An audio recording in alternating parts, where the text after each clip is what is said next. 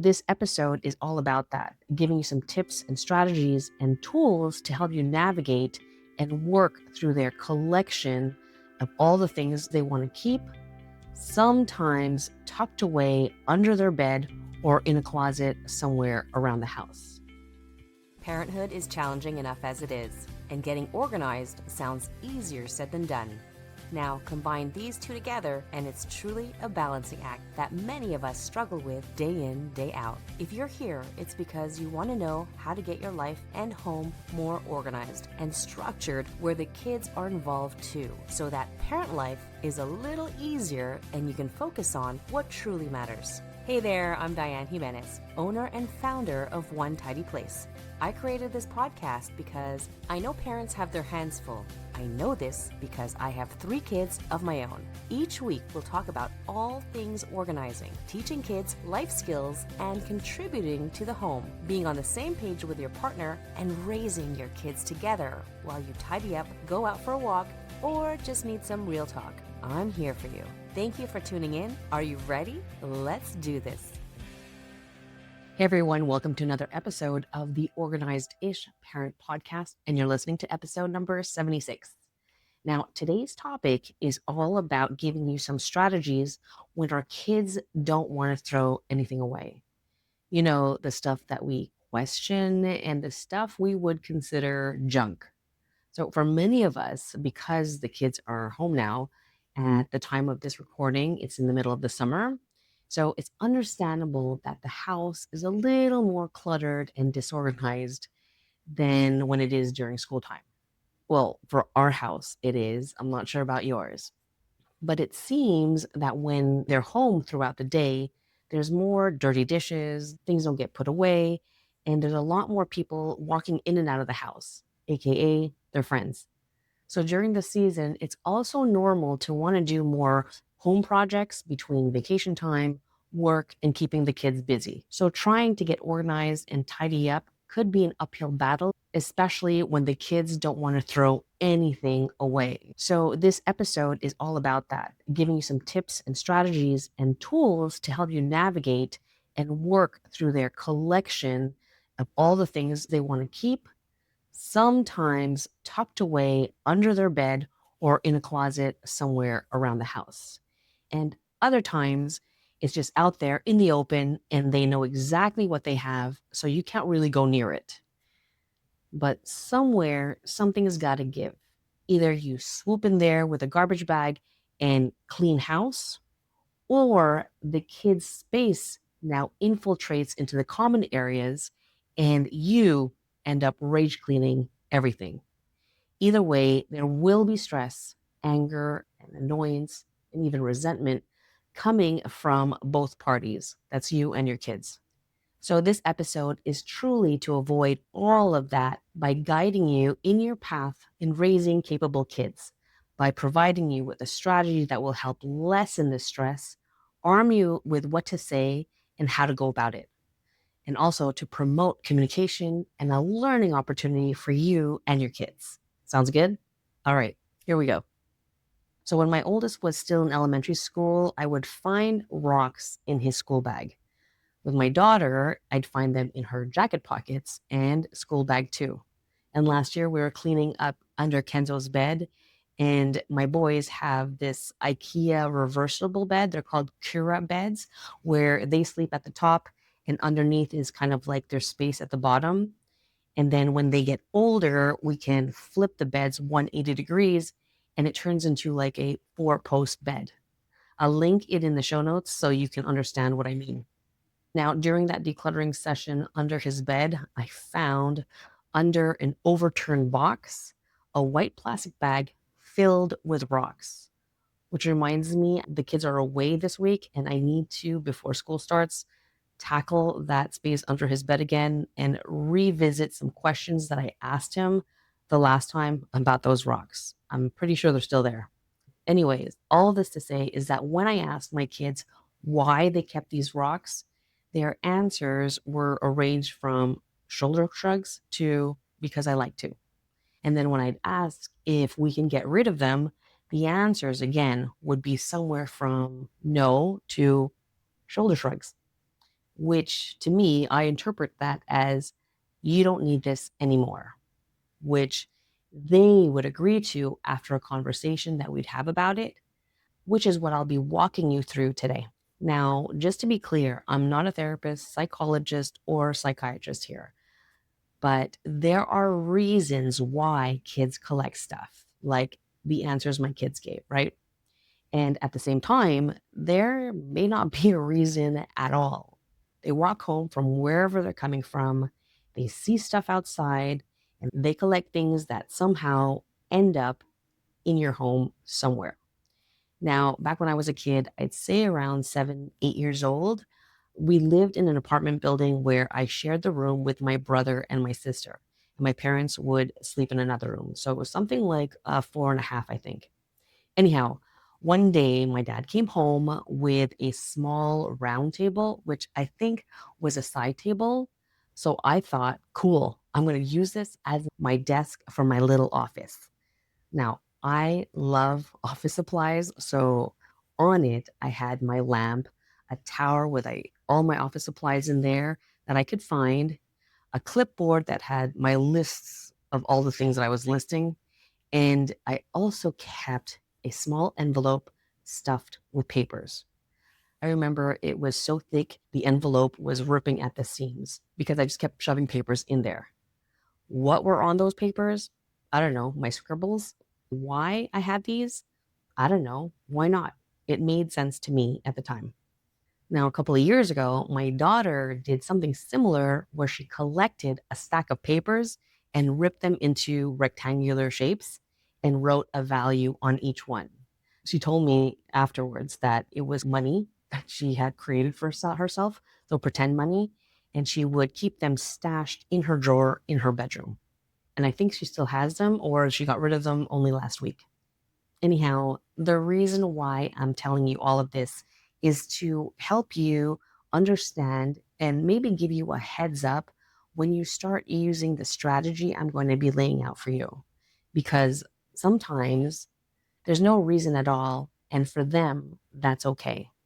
Now, without knowing what I just told you, us parents won't see it that way, but rather as garbage.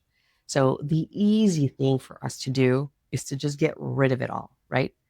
But that's just answering your need and disregarding theirs. It's also going to do more damage than good.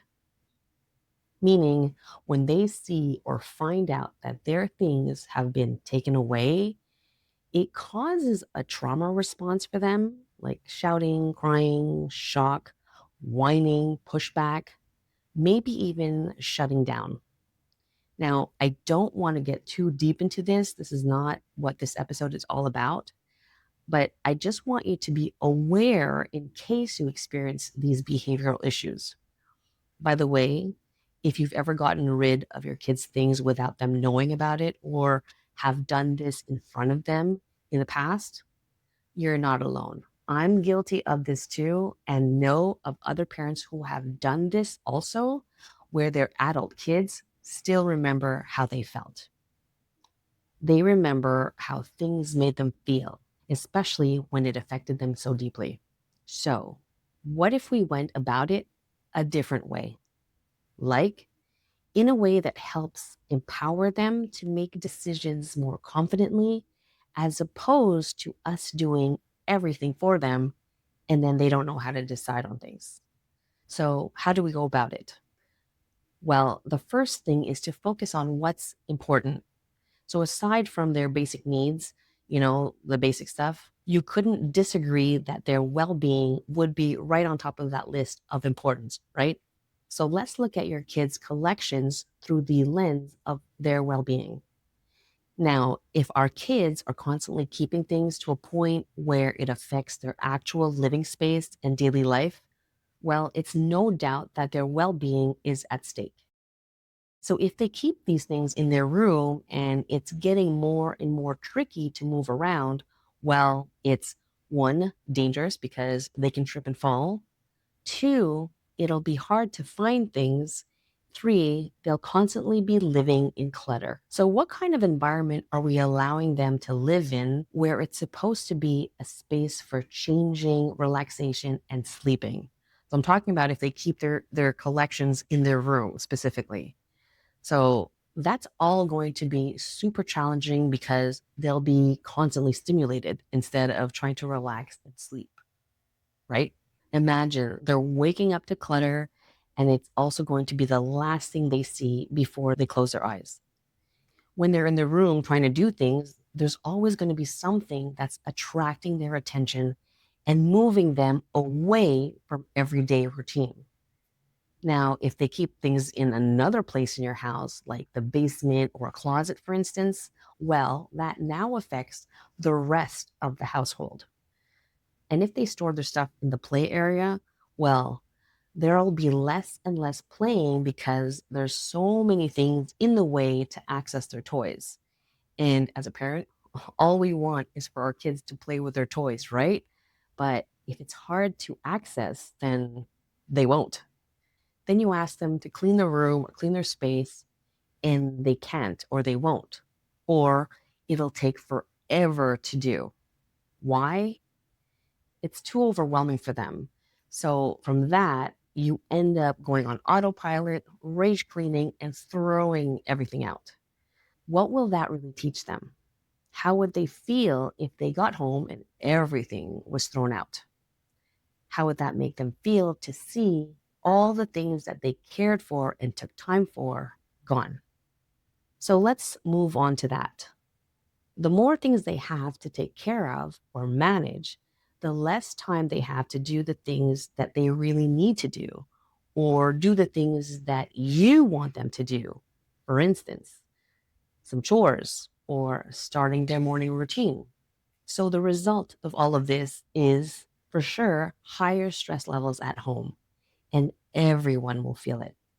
Now, I'm just scratching the surface here in regards to the consequences. There's a lot more to it, but I just want to kind of paint a picture for you of what it could look like from your kids' perspective when they are living in a space that has too much stuff. Okay, so the second thing we can do, and this is a key thing in all of this, and that is to look at ourselves. If we want to help our kids change their ways and guide them towards making better choices, well, who better to show them the way than their first teachers? Us, the parents, you. Look at yourself, your home, your role that you play in the house. What are the things that you are taking care of? Some things, a lot of things, or are you taking care of everything? And how is your time being split up from all of this? So, looking at what we do more specifically for today's episode, how are we managing the clutter in our house? Are the items coming in and barely leaving the house? Are things easy to find? Or are you rushing out of the house because you had to look in several places to find the thing you needed? Are you exhibiting the habits and the patterns that you want your kids to have? So let's talk about cluttered spaces in your environment. What does your bedroom look like? The living room or the whole house? Is there enough white space? In case you're wondering what that means, it's essentially a space where there is nothing there. So picture yourself walking into an apartment unit that you've never been in before. What is the first thing we all normally do? We look around, we observe the space, right? Now, if in every nook and cranny of that room, there's something, furniture, rolled up yoga mats in the corner, a tall bookcase filled with books and decor, trinkets lining up the TV stand, and all sorts of plants, like big leafy ones, hanging ones, and a tiered plant stand, whatever. Then you get a glimpse of the kitchen, and all the dishes are exposed. On the walls in every room has pieces of artwork on them. There are decorative accessories on every table and surface. There's patterns on the carpet and the pillows. You know what I mean, right? It's very, very busy. Why? because whatever our eyes are taking in, our brain has to process all of that. So when there's a lot of things, it's a lot. It's like when I came home from a Boxing Day shopping spree of a couple of hours that I did years and years and years ago. I was exhausted. I remember plopping on my bed the second I walked in my room and just closed my eyes. I had to give my brain and my eyes a rest. White space is like a blank canvas, a pause or a break within the busyness of a space. It's like taking a large paragraph and breaking it down into smaller ones by hitting enter 2 or 3 times after every couple of sentences, or using punctuation in a sentence. It allows you to breathe. So basically, white space provides a break for our eyes and gives that airy feeling to a room. Okay, so now it's your turn. If you're home right now, or when you do later on, once you're in the room, take a few seconds to just stop and take a look around you. Observe. What's the ratio of white space to the stuff in that room? Now, take a couple of deep breaths and check. How is this space making you feel? Relaxed? Stressed? Overwhelmed? Take note of these things. All right, now let's talk about the things that we take care of. Is it a lot or a little? Do you tend to run on autopilot and just take care of everything because it's faster or easier that way? Or do you delegate tasks? Are you able to ask for help so that you can focus on other things? Now, speaking of asking for help, we're going to talk about the words that you use to help your kids be more aware and get on the path towards being capable. I use raising capable kids a lot, but I think a better term would be the term that came from a recent friend of mine who used this based on her extensive work as a nurse, a teacher, and a guide for many organizations and communities that experience high stress levels and a lot of mental health issues. And the term she used, I like now because it's so specific and so clear at the same time that I might just borrow that term from her to define capable kids. So let's help our kids to be more productive members of the community or society. So back to using words and language to help our kids be more aware and on the path towards becoming productive members of society. Whenever I see a peculiar action or a pattern that my kids or the kids at the school where I work do, I get curious. So I often ask what they're doing and why. Now, the way I ask, and it depends on their mood also, which has a direct effect on whether or not they're open to telling me. So I usually come in with a genuine intrigue. So this often gets them to open up and the conversation starts there. How did they come up to where they are now? In this case, collecting stuff, either from the outside or whatever they created. And what is the reasoning behind it? What are they planning on doing with all of these things? So, with whatever they're saying, I really try to see things from their perspective while at the same time listening objectively. From there, I step in to provide them with some insight and slide a couple of consequences I mentioned earlier, and then ask a few questions like, how does that make them feel? Does that make sense to them? Or what do they think about all of this that they're doing? Now, just to be clear, I'm putting in a lot of emphasis on a couple of consequences. So just lay out one or two of them, okay? You don't want to confuse them or overwhelm them because you're going to lose them for sure. But the intention of the whole conversation is to put everything out on the table, and you're there to look at everything together. Where they're coming from, showing them what it looks like when there's just too many things, and what life will be like when there's a lot of things to take care of or keep tabs on.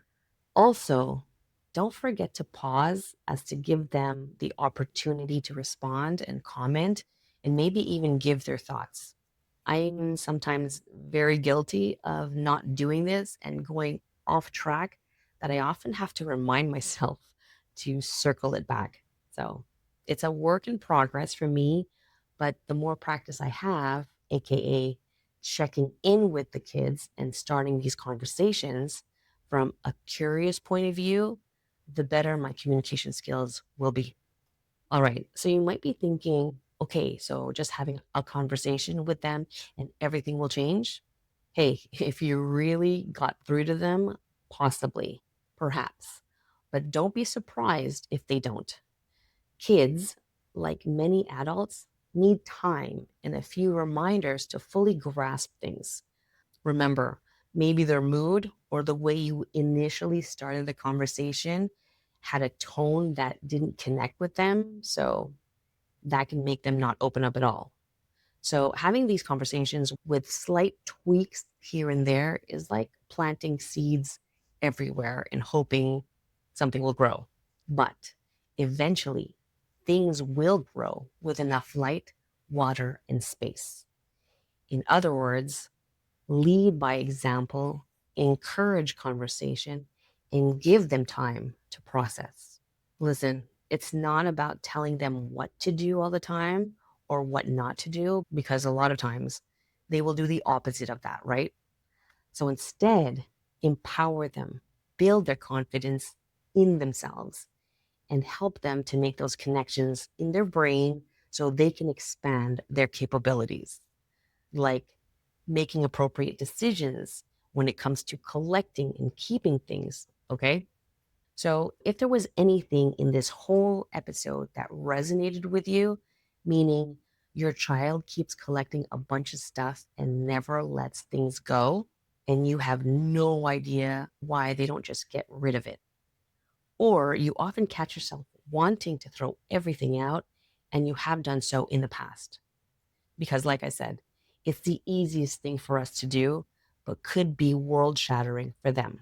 And you're all about raising kids, AKA becoming productive members of society, then I hope this episode was meaningful to you.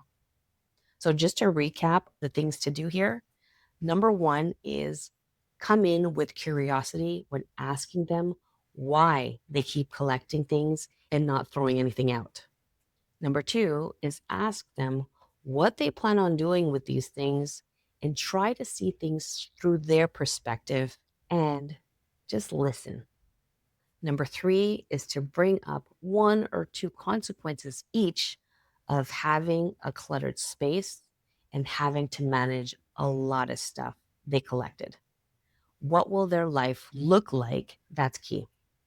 And number four, super, super, super important and highly effective, and that is lead by example.